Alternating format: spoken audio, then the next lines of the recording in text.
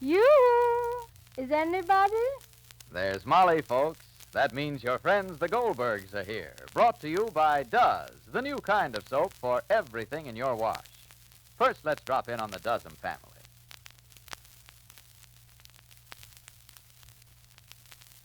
Well, what do you know? Dickie Dozen's a reporter for the summer edition of his school paper, the Lincoln Bugle.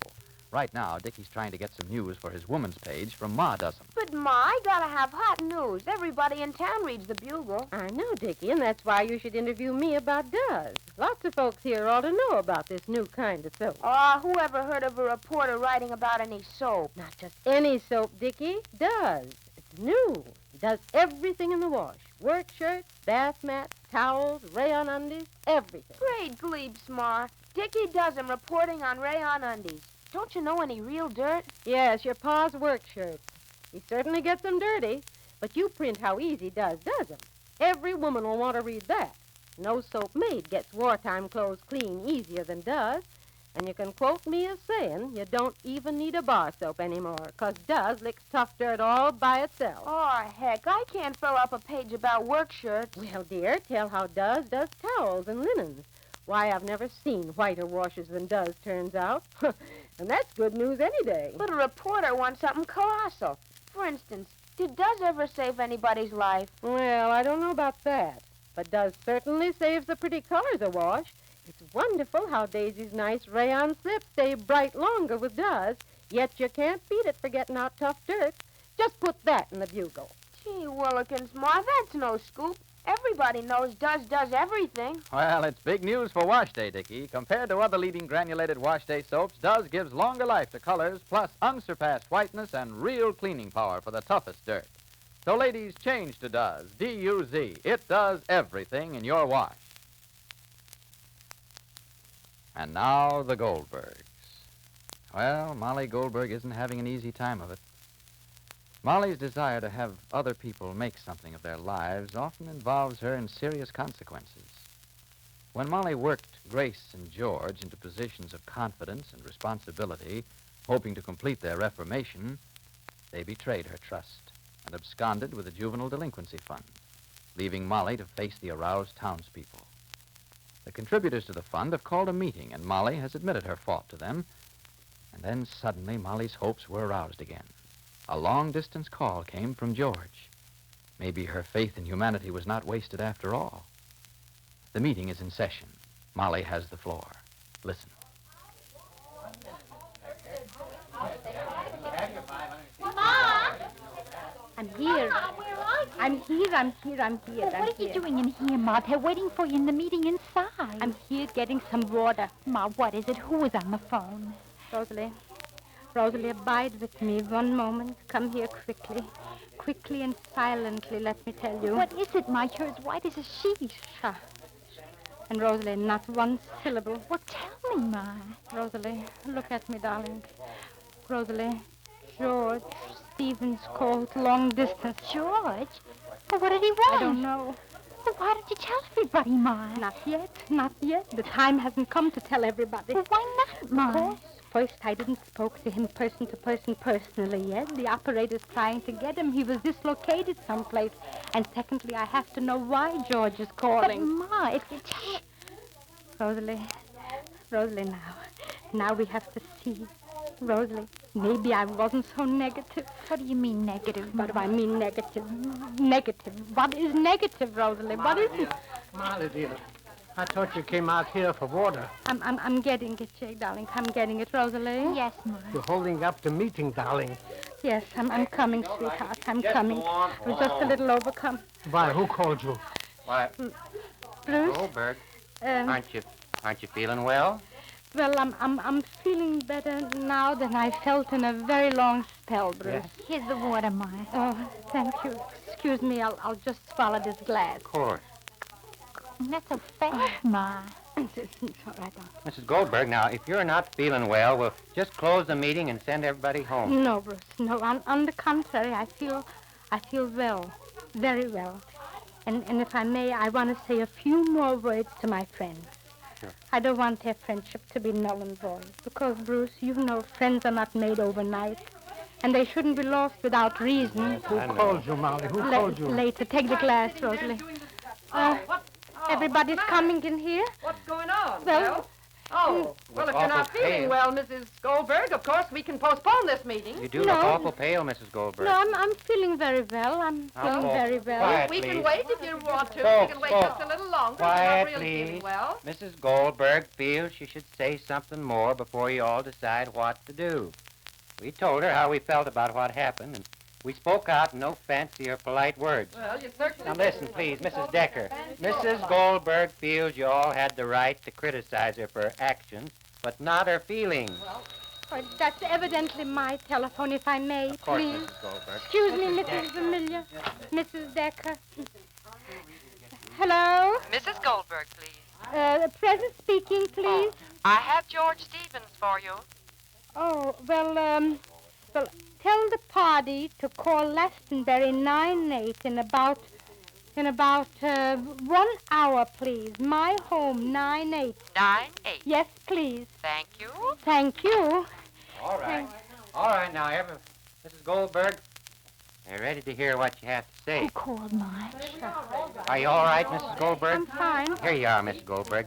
You don't have to stand up. Thank you you. don't I feel feel better on my feet. Now, please, everybody, quiet, please. Mrs. Decker, please. Floyd, find yourself a seat and sit down. Well, friends, neighbors, and contemporaries. Somebody a long time ago said, lend me your ears. I'm asking not for your ears. I'm asking you to listen to me with your heart. You treated us as if we didn't have any. Decker, please. Well, for that, Mrs. Decker, I have already been punished. You, Mrs. Decker, said I couldn't use your frozen food locker. You, Mr. Reynolds, asked me to take my cows out of your pasture. And I was also asked to move because Mr. Blish wants my house. So you see, for what I did, I was punished. And rightly, not wrongly.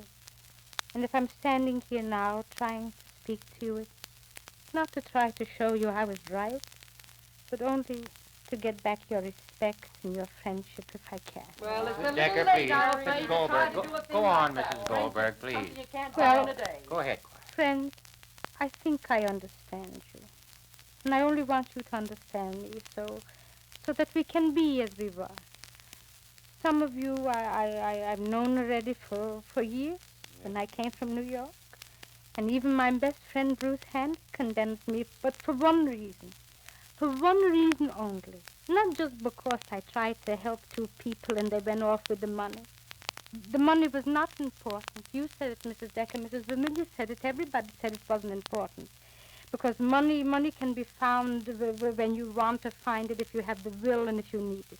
I was condemned not because I tried to help Grace and George Stevens, but because I took it on myself to help these people without taking my friends and my neighbors into my confidence. That's right. just it. That's right. You know better than we are, Quiet, Mrs. Decker. Goldberg. Mrs. Goldberg. I admit I was wrong, Mrs. Decker. And I don't think I'm better, and I also don't think that I'm worse than my neighbors.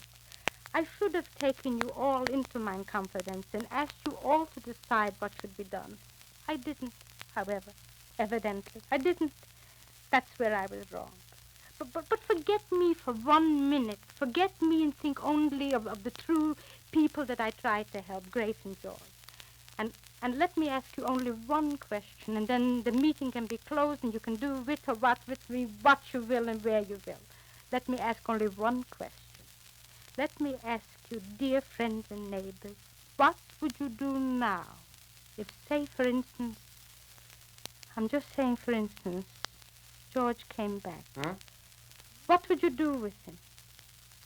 Would you help him? I'd put him where he deserves to be. Decker, he had please. his chance and he ran away. Mrs. And if Decker. he asked me, I'd have put him away long before he Decker. had a chance to run. Please. If he had any sense, he won't come back. Mrs. Or Decker, he'll get just what's coming to him. A minute, Mrs. Decker. Neighbors, please. Please, now. I've been sitting here and listening. Now I've got something to say. I want to apologize to Mrs. Goldberg. Apologize to Mrs. Yeah, now Goldberg. let me I thought talk, you were the Mrs. one that Decker. was supposed to be apologized Mrs. to. Decker, I was the first to go to Mrs. Goldberg and say that it was unneighborly to help those two people without consulting the rest of us when we are involved, too. But now I see what Mrs. Goldberg feared. I see it right here when she asked what we do if, say, George came back. I begin to see something. It's getting clear to me. Now, you take a couple of people who are suspicious and weak characters, let's say bad characters, and you want to help them.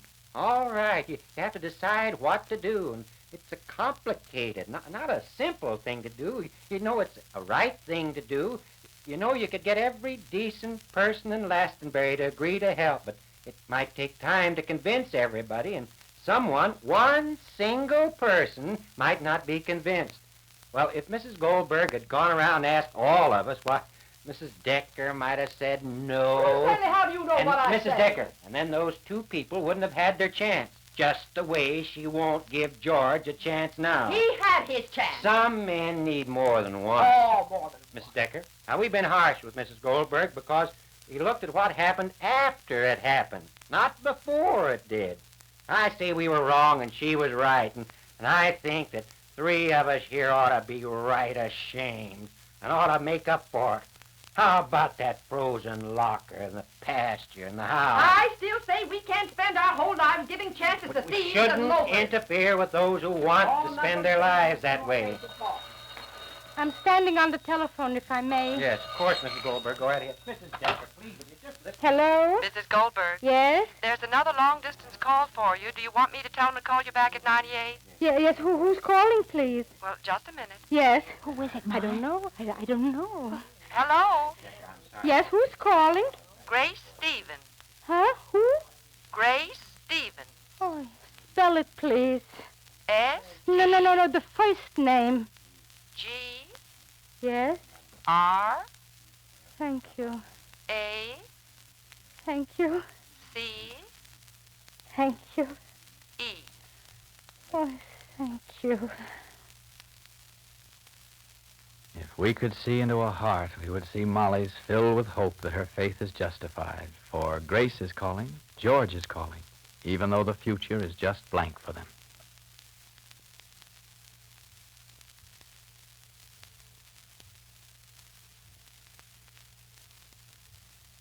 You know, sometimes we borrow a lot of trouble by worrying about things that won't ever happen. Take young Daisy Doesem, already worrying about her future. Why, the other day, Daisy asked me... Clayton, do you think I'm too young to get married? Well, Daisy, Ma says so, but gee, I'm 14, and I know all about keeping house and washing things. Well, you just use Does for everything. Well, Daisy, Does is mighty important in married life. This new kind of soap does everything in the wash. Work shirts, towels, to nice rayon slips. Why, ladies, compared to other leading granulated wash day soaps, Does gives longer life for the pretty colors you wash, plus unsurpassed whiteness for towels and real cleaning power for the grimiest work clothes. Sure, even in the toughest wash, Does does everything.